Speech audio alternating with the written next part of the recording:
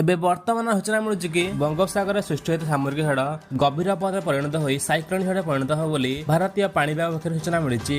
6 ଘଣ୍ଟା ହେଲା ପ୍ରତି 21 କିଲୋମିଟର ପବନ ବହି ଉତ୍ତର ପୂର୍ବ ଗତି କରୁଛି। ଏହା କ୍ରମଶଃ ଉତ୍ତର ପୂର୍ବ ଗତି କରି 26 ତାରିଖ ବେଳକୁ ଗୁରୁବାର 5:30ରେ ବାଂଲାଦେଶର ଖେପୁପାରା ଓ ଚିଟାଗଂ ମଧ୍ୟରେ ଗତି କରିବ।